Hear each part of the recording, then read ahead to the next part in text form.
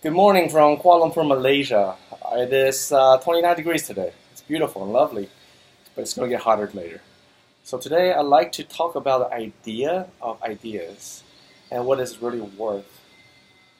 To discuss this, I want to separate this into two segments. One is talk about on an individual level, and then we talk about more national, global scale. But the principle actually is the same. So if you check out any popular media today, whether it's social media, whether it's newspaper, anything, everyone extols the idea of ideas. Ideas are great. We love ideas. Ideas this, ideas that, ideas like the miracle drug that solve all problems. And the reality is, the theme of my channel is keep it real, right? So I'm going to keep it real for people. If you are in the upper echelon of society where you have a lot of resources in people, money, power. People means network, right? Ideas are great because you have resources, you don't know what to do with them. And you need ideas to be able to put these resources to use to produce more value, whether for yourself or society as a whole. Usually it's both. You can't provide value for yourself unless you provide value for somebody else, society as a whole. But if you're in the middle or lower class society, idea is actually a distraction, to be honest with you. Because you don't have the resource to implement these ideas, whether they're good or bad. I'm not discussing good or bad ideas, because ideas can be good or most ideas are bad. Let me just be honest with you. You think it's good because it's your idea, but then you talk to other people like, this idea is crazy, and you hear popular media says that, okay, it's no loud, that, you should disregard other people's warnings, just do what you do. And in some cases, it's true. But remember, those are the 1%. Do not use the 1%. Do not look at the 1% of success and think you will be the 1%. Most of us are the 99%. So listen to others' objections. They will save you a lot of time, effort, and wasted time, effort, and money. They will save you a lot of pain. At least if they don't save you a lot of pain, at least listen to them, because they will tell you what your roadblocks will be down the road if you implement your idea. But let's go back to the idea of ideas. For middle or lower class, how you become successful is to find one thing that you make money from it and amplify it, the quantity and the frequency. Meaning that you find something you make money, you do more of it in the volume, or you do more of it in frequency. So if you make $5 a day, now imagine you make $5 an hour or $5 a minute, hence your income grows. Or instead of making $5 a day, you make $50 a day. But it has to be something you found that makes money and works, and use that, keep repeating. Don't get distracted by ideas. Don't jump from idea to idea from, I love this, what about this could work, what about that could work. Nothing will happen because you don't execute ideas. You don't have resources to execute ideas. And it's hard to put these resources together because you need money, you need time, you need people, you need knowledge, you need influence. And by the time you get all that, your idea either passes prime or you pass the prime. So that's ideas, right? You can expand this on a more national, international level.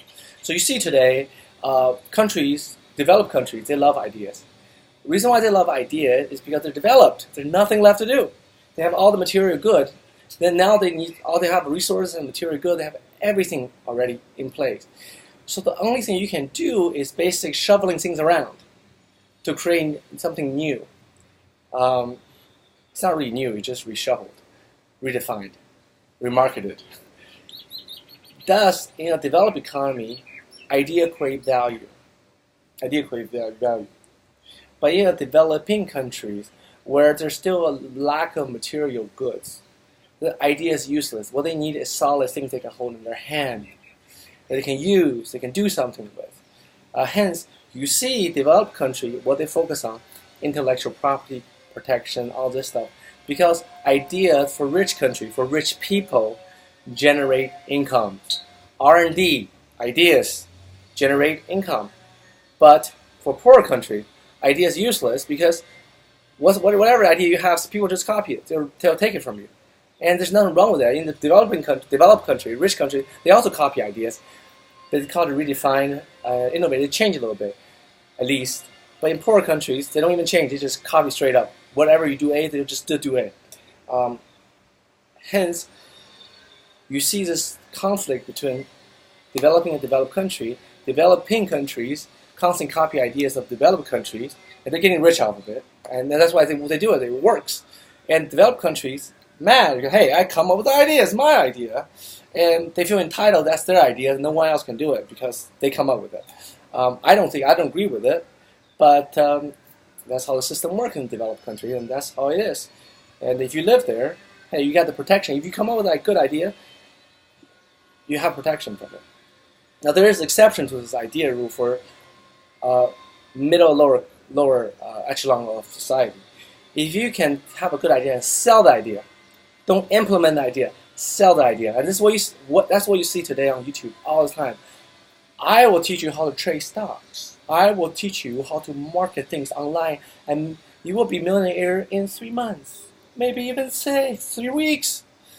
They're selling you ideas. Let's be real about this. If you really found something that really make a lot of money, are you going to tell everybody about it? No, you're going to keep it to yourself, right? It makes sense, right? Well, those guys aren't fools. If they really found something valuable, why do they tell you?